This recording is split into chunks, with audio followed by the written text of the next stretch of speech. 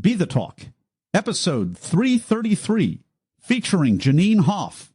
Welcome to Be the Talk. We go behind the talk 7 days a week for tips and techniques to help you change the world. I'm Nathan Eckel, and a talker myself. I'm interviewing others who change the world with their talk. You can too, even if you've never given a talk before. Let's get started with today's show. We are live with Jeanine Hoff. Jeanine, are you ready to talk? I am so ready to talk. I never stop talking. I'm always ready to talk. Jeanine Hoff is the founder of Where is the Sunshine, a 501c3 nonprofit organization dedicated to peer support for mental wellness. Jeanine is a 2016 TEDx Jacksonville speaker and has presented at Mental Health America National Conference in 2017 as well as 2018. Jeanine Hoff, welcome to the talk. Thank you for having me. I'm excited to be here. Your talk is called, same as your organization, Where is the Sunshine? My Journey as a Mental Health Survivor.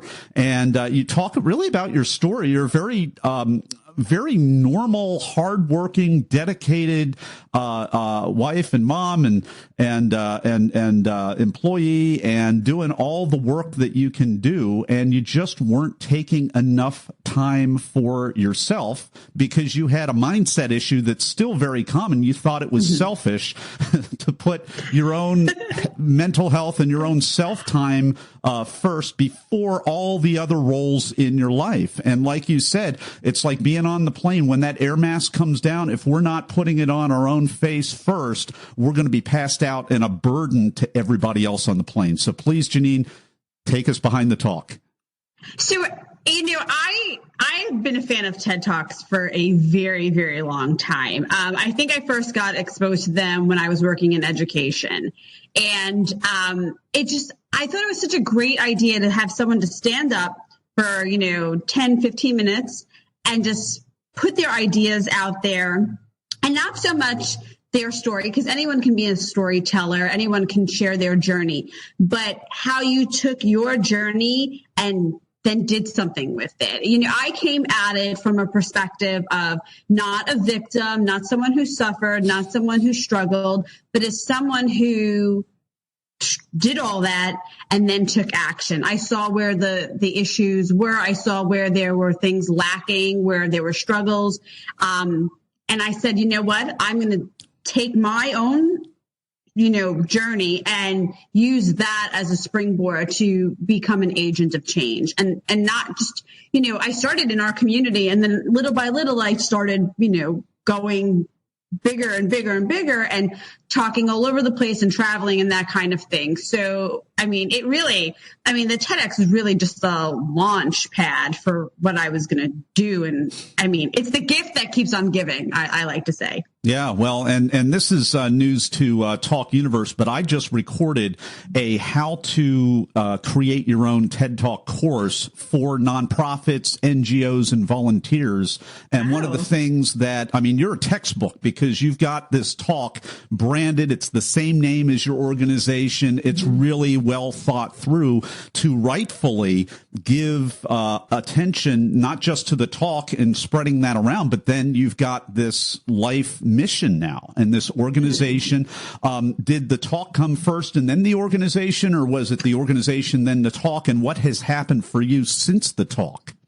I love that because I started first. I really just started an Instagram account because I just wanted to not only inspire people, but encourage people while encouraging myself. And that's, I think, the most, interesting thing about what we do talk about with peer support with mental health is you're not only helping other people, it's helping you heal. And so I started that, and it was a few months in, maybe about 6 months in, that I saw the application. I was like, oh, we have a TEDx in Jacksonville. I was like, who knew? And I applied and was accepted. And I was like, oh, I wasn't expecting that. I don't know how much you know about me, but my background is in theater and performance, and I spent many years in education. So for me to be in front of people telling a story and taking them on a journey, but also educating them and giving them information, that was kind of like right up my alley. So putting the whole talk together was pretty easy. From there, all of a sudden people just started sharing it and it got out there, and then people just started contacting me. It was so bizarre. I wasn't expecting it. I didn't do the talk because I thought anything would come of it other than I had something to share. And, I wanted to share my story with people. And I didn't even think like, oh, the whole YouTube effect or any of that. I just thought, oh, here's people in my city. They might be interested in what I'm doing. And so I got up there. It was the first time they were in the historic Florida Theater.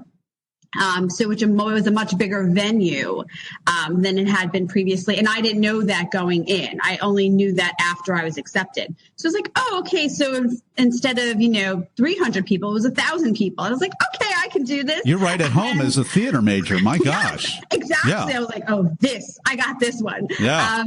But from there, all of a sudden, people just started asking me to speak. And then the media would contact me when something would happen, like recently when Anthony Bourdain and Kate Spade passed.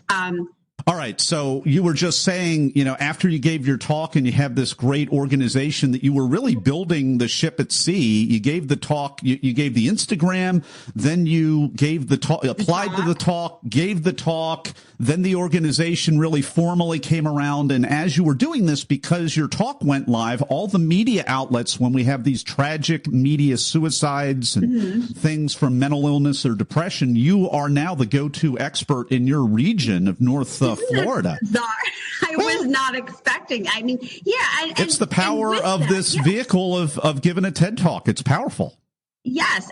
And with it, then I started being, asked to come to trainings, not only as a speaker, but as, an observer, as a learner, as someone, to build up my skills so that when I do speak about suicide prevention, as I do speak about mental health and mental wellness, that I do know what I'm talking about, that there's some, that it's legitimate, that I'm not just some random person off the street, as I like to say, and just, hey, look, this is my story and, that kind of stuff. But it really, when I say it's the gift that keeps on giving, I really mean it, because people will say, I watched your TED Talk. And what's even more amazing is that, it was for me 3 years ago, it was 2016 or so. And people are only discovering it now or sharing it now. It's that's the amazing thing about the internet, I think, that when people are looking for something and someone's, especially with mental health, they're not feeling well, they're depressed, they're struggling, the first thing they do is go online and research. And if you type in YouTube, mental health, mental illness, mental wellness, you get all these different options of videos and just things to watch to inspire you, to educate you. And I love that I'm part of that world now. Yeah, well, and congratulations, you've earned it. And again, I mean, I love how you aligned it. And in your case, this is such an organic thing, because you really didn't have, if I'm understanding this correctly, you didn't have the formal organization until after you gave the talk. But in your case, one thing leads to another. And for so many people, it happens this way. You just take the baby step to the next thing, or maybe a giant step, but in hindsight, it looks like a baby step. And it's just so well aligned, and it really does a very good job. The vehicle of TEDx really validates you because of the amazing job and the very vulnerable job that you did talking about your own journey as a real go-to expert in mental health and all the challenges that happen, so that when these things happen in our culture, you are the one that is really the go-to expert. And that's really I think the intended result of this vehicle in hindsight, once we go out there and give a super transparent, vulnerable, impactful talk. But it happens in hindsight, and that's kind of the goal. I had to say that kind of carefully, because the temptation really for all of us, it would be great for you to speak to this as a fellow performing artist, as I also am, for performing artists like us, as well as just other entrepreneurs out there, we just want to, exploit whatever stage there is, frankly, without necessarily doing the really hard work of giving first and giving our best and our most vulnerable and most transparent, and then the best preparation that we can be. Can you take just a minute and try to, speak to that piece maybe better than I just did? So it's very hard to explain, because when you do it, you think small. You think, okay, people are going to hear this.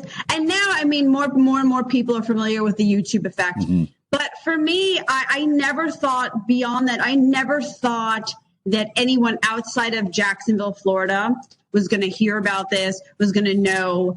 It just wasn't in my brain. And I think it wasn't part of my goal. It really wasn't. If I had part of my goal, I don't think it would have been as effective. I was just someone who wanted to share what I went through, and I was comfortable with being the guinea pig. What was interesting is that had I really known the effect that people in Australia or New Zealand would contact me and talk about their mental health, I might have been a little bit more reserved, because what I did was, and most people don't go and say, hey, I have a mental health disorder. I lived with depression. I was suicidally depressed. Here's my story. Nobody does that, because there's so much liability with it. Everything from, it impacts your family. It impacts your colleagues, your friends. They think of you differently. And I just put it out there. I was like, here you go. Here's my story. Yes, you did. I love it. I think that was the thing, Jeanine. Just the energy that you bring. And it's such a sober, difficult, kind of almost taboo topic. And I've interviewed several other guests that speak to the topic, and it's great. You're definitely bring the most opposite energy to it. And I think that it's refreshing. And I think it also makes it very disarming in a good way. And you become very approachable because of that. But this is how I always am. I'm always the person laughing and joking and smiling and wanting everyone to be happy and wanting them to be involved and feel engaged. I worked in development and did events, and I was working so many hours. And my whole thing was to make every single person in that room feel welcome and comfortable. And that's how I want people to feel. And I didn't feel that way. I was the one not feeling that way. And I want people to see how I feel now and know that I was in the darkest of dark, and you can get better and you can be that person again. When I was in the thick of it, and it was a very long time, it was at least a good year, in it, I never thought I would be better. All I really believed was, this is my life from now on. This is how I'm going to be for the next 40, 50 years. Well, and now I look back on that, and, when they say recovery is possible and all of that, I didn't believe it, even though every single person said it. And every single person who's a mental health advocate said it, not, other people. I just kind of accepted that this was my life from now on. And, it's not that way. And I want people to see that you can get back to that happiness. We've been enjoying this conversation with Jeanine Hoff. Her talk is called "Where is the Sunshine? My Journey as a Mental Health Survivor." We're going to pivot over to you for just a couple of quick questions for you, Talk Universe, in the Blitz Round. Hey, Talk Universe. I hope you've been enjoying today's episode with today's guest. But you know what? Many people want more than that. Many people that listen to Be the Talk actually want to give a talk. And if that's you, you're not alone. Listen to the rest of this podcast. At the end, I'll have a free resource for you just for listening. And we're back with the Blitz Round with Jeanine Hoff. Her talk is called "Where is the Sunshine? My Journey as a Mental Health Survivor." I'm going to ask her a couple of either-or questions related to the prep and performance of her recent talk. Jeanine, are you ready? Yes. So you mentioned that you had applied. Any advice on getting accepted? I had to film a video, and I don't know if it's like that in every city, but I had to film a 1-minute video. I filmed it at 1:30 in the morning. My husband took it on my phone, and I had to do it that time because I had to make sure all the kids were sleeping and nobody was getting up and wandering. And it took several takes, but I think that's the key. I think having them see that you can gauge people through your voice and through your eye contact and through your hands, I think that's really important. Are you a memorizer, improviser, or blender? I am the biggest improviser ever. When I go speak anywhere, unless I'm doing a presentation where I have to, start out facts, and I will have my PowerPoint or whatever, and I will throw them out. I do not prepare. I just wake up in the morning. I go because that to me shows how much knowledge I have and how thorough I am. And I will sometimes make an outline right now I'm doing a lot of presentations on natural living, on how, vitamins and all of that stuff can help you with your mental health. And I mean, I have my PowerPoint, but there is no real, and anything to it. I just have an outline that I follow so I know where to stay on time and all of that. Well, you did a great job in this talk, staying on time in improv. So I think maybe what you mean by improvisation for a lot of the rest of us is a lot stricter interpretation on that. But obviously what you're doing is working for you very, very well. Jeanine, were you an opener? Were you a closer or in between? I was actually really just smack in the middle.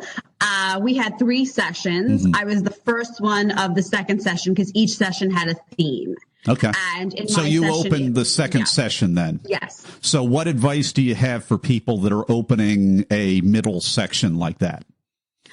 I think it depends on your city's theme or whatnot. We were people who had struggles.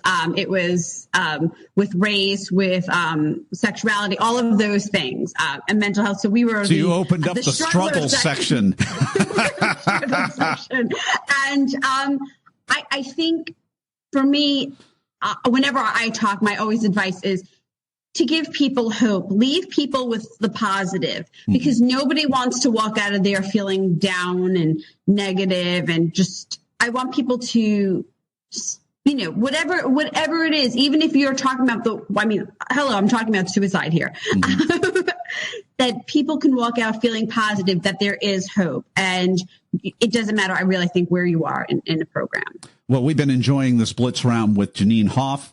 Her talk is called "Where is the Sunshine? My Journey as a Mental Health Survivor." You can find out more about that. You can watch that talk on our show notes page at BeTheTalk.com. You can also go to whereisthesunshine.com, which is very well aligned with her talk. Whereisthesunshine.com. We'll have a link to that in our show notes to her organization. And we will be right back with Jeanine Hoff for the 15-second final word of advice in just a moment. Hey, Talk Universe, I hope you enjoyed today's episode. And if you want to give the talk to change the world, but you don't know how or even where to start, no problem at all. Go to BeTheTalk.com/get accepted for my new 5-day email course that'll show you how. Absolutely free. Just go to BeTheTalk.com/get accepted. And we're back with Jeanine Hoff in the final word of advice. What is it? My word of advice is to do what you want to do and don't be afraid. And who cares? If you have something and you think it's going to really help someone and it's going to change something, go for it. And the people who love you will continue to love you, and the haters are going to hate no matter what. And if they drop out of your life, then bye. Jeanine Hoff, thanks so much for coming on the show today and sharing your wisdom with Talk Universe. Thank you. Thanks for listening to Be the Talk. For tips and resources to help you change the world, go to BeTheTalk.com. See you tomorrow.